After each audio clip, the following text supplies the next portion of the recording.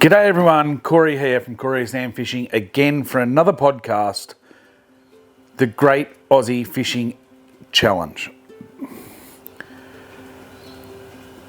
For another podcast, the Great Aussie Fishing Challenge.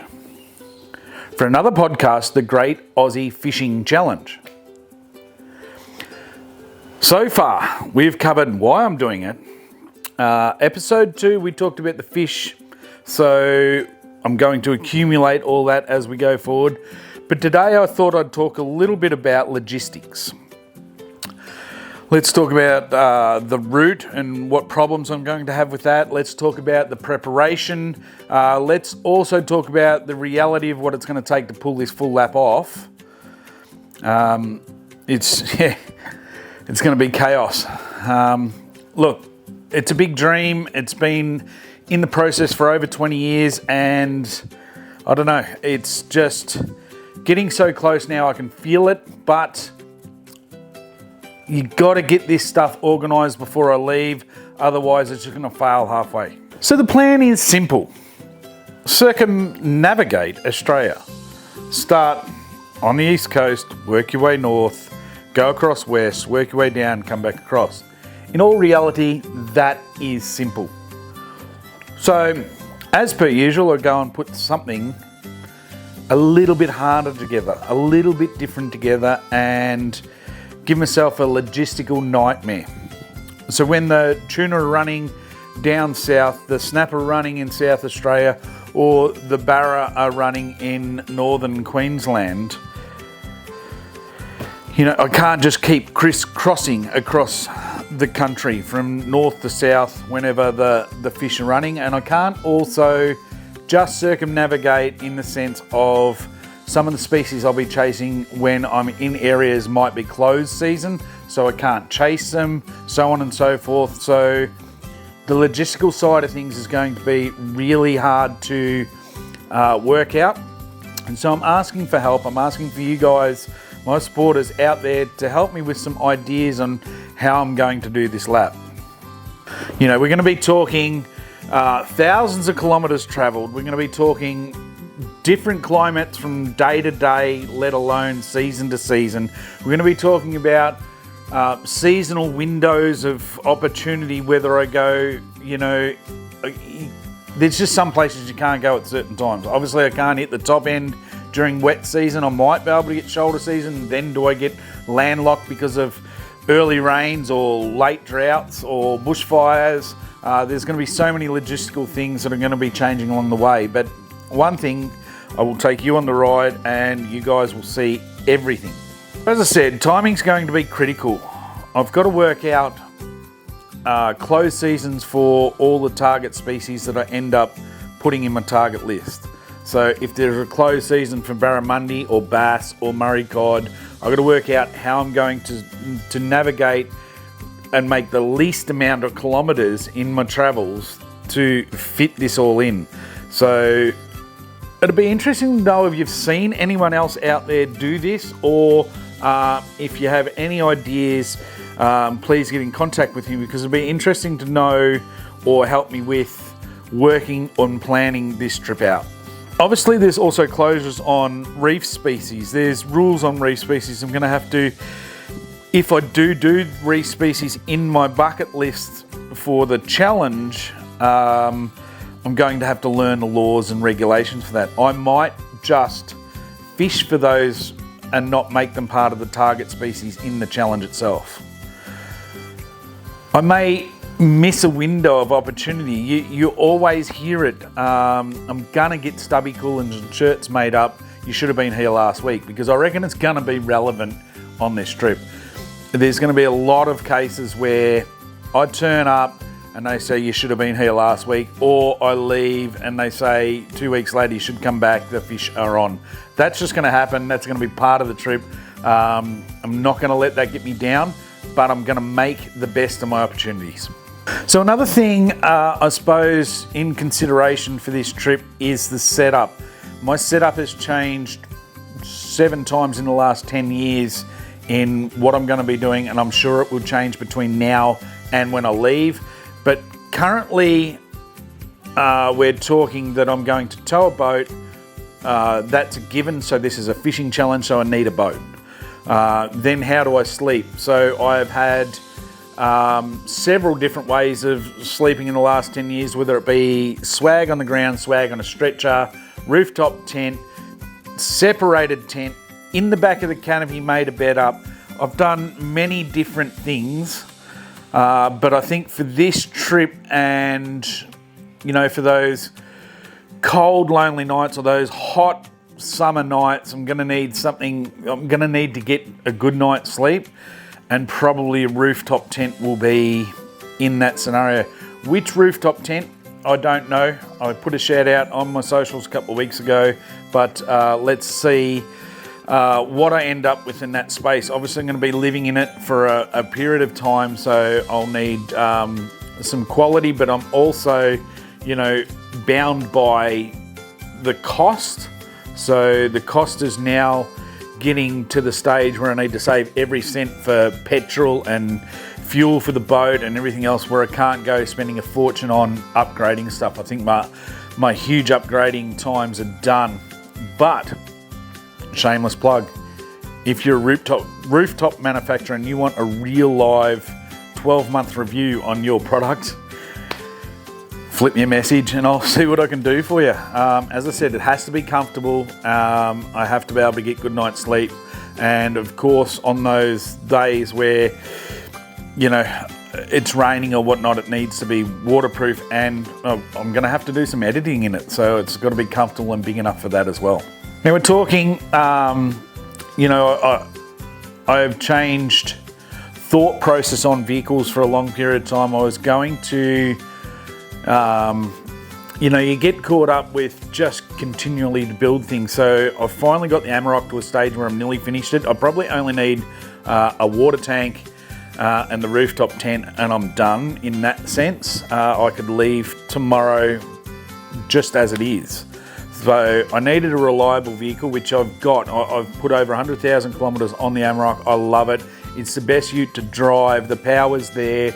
It tows beautifully. I've had the GVM upgrade.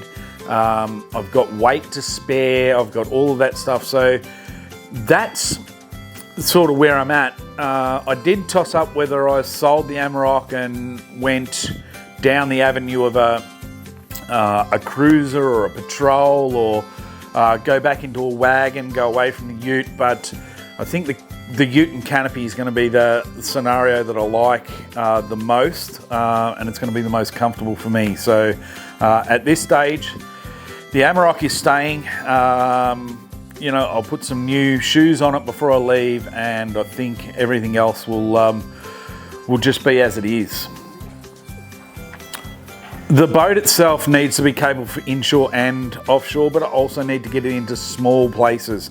So how I do that, that's totally in negotiation with Bluefin, and whether I take my current boat and use the J455 and maybe beef up the trailer a little bit, or just take it as it is and see how it all goes, or we move the J45 on and I go into a somewhat little bit bigger boat. Negotiations are ongoing with that one, but at this current time, the J455 and I are going on the trip.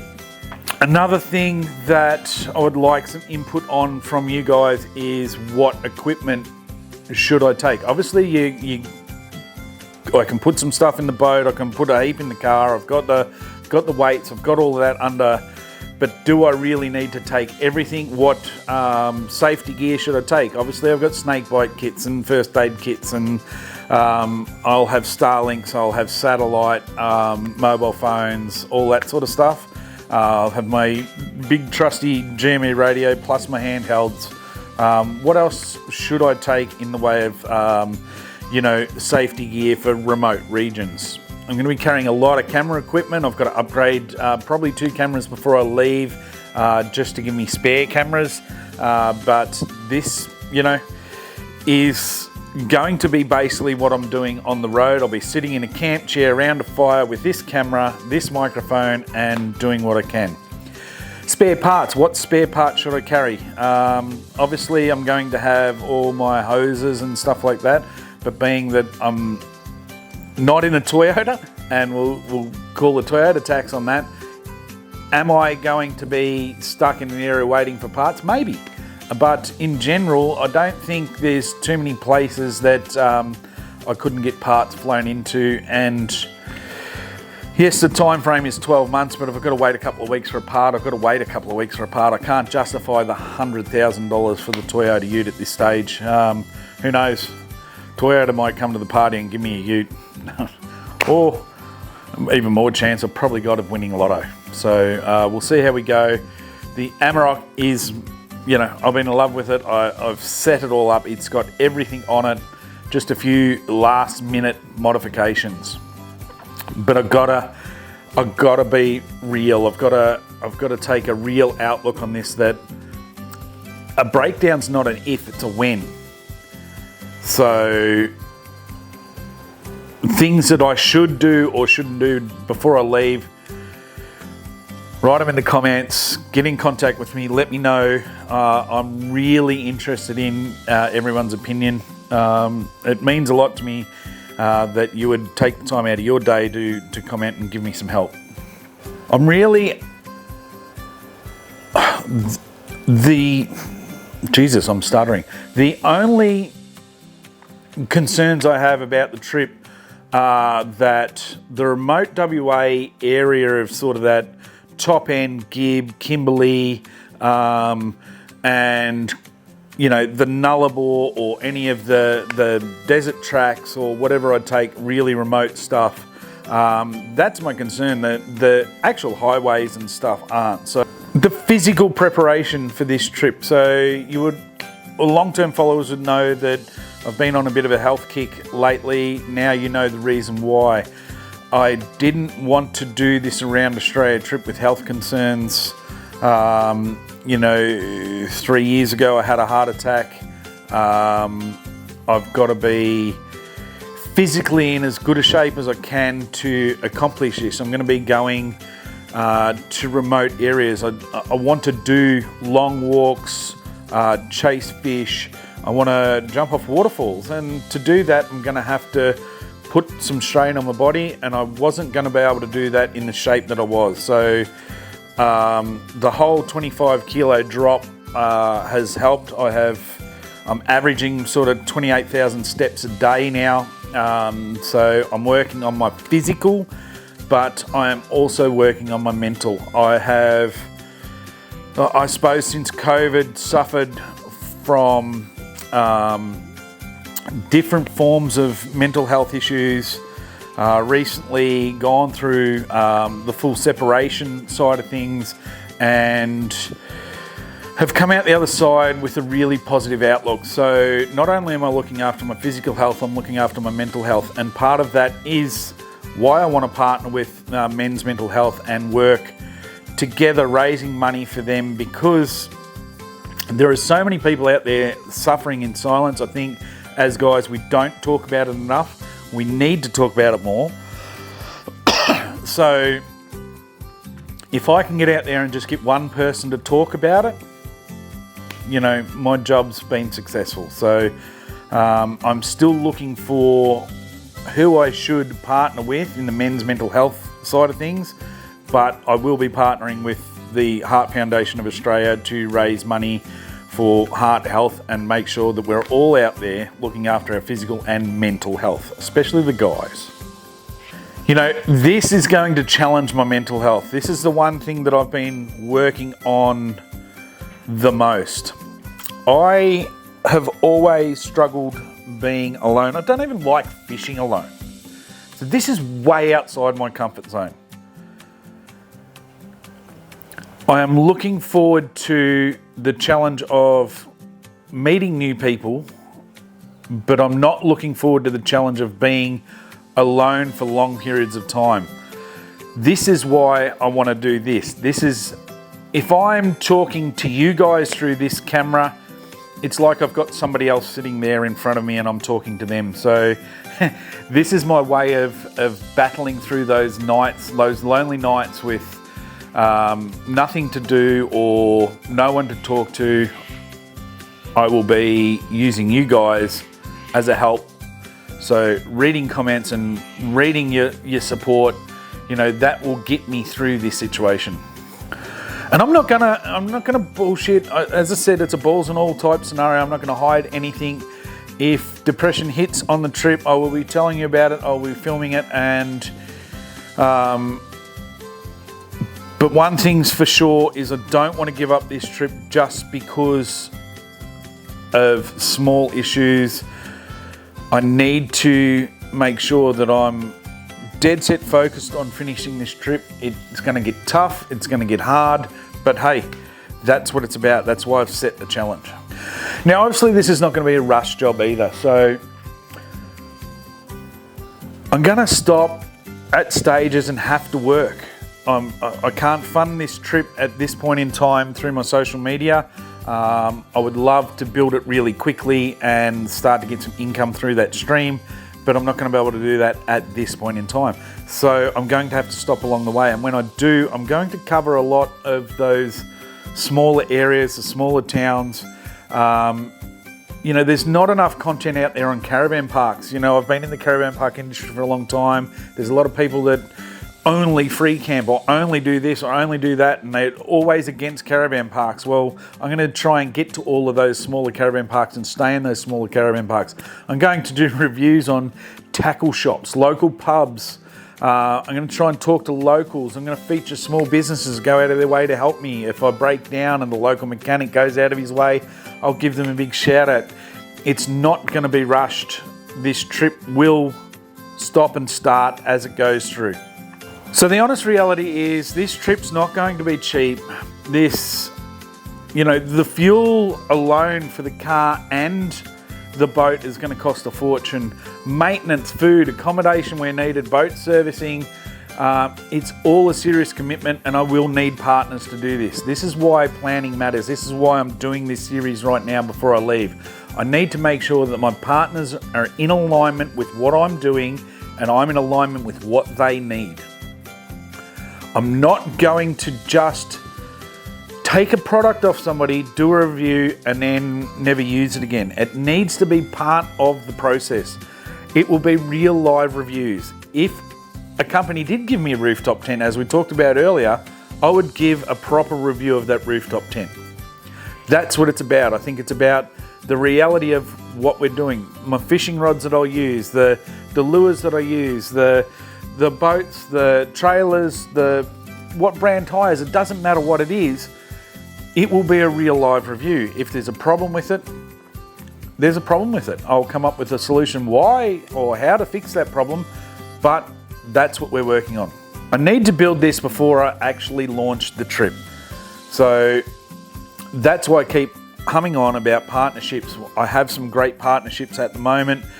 They will come out closer to release date. I've got some stuff in the pipeline, but in general, this is a self-funded trip, so any help would help. I'm probably going to set up some stuff through YouTube and my podcasts and that I can try and raise some money, and any donations will be appreciated from anyone. What would I class as a success in this?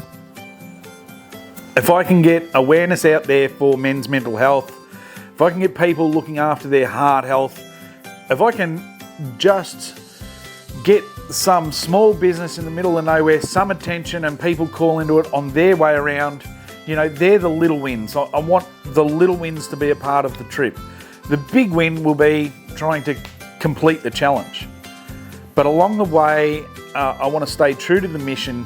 I want to fish ethically. I want to represent regional Australia as well as I can, because it's not all about the coast. There is so much magic happening out inland, so I want to promote that as well. I want to inspire people to take the journey and do stuff like this. It's, you know, you can work. Don't get me wrong. I'm not gonna be that person, but working in an office for 25 years takes a lot of grit, and you know, that just didn't suit me. I don't want to do that. That's why I'm doing this trip. But if other people were sitting on the fence and not knowing what to do, I'm hoping this trip inspires them to go and do their own thing.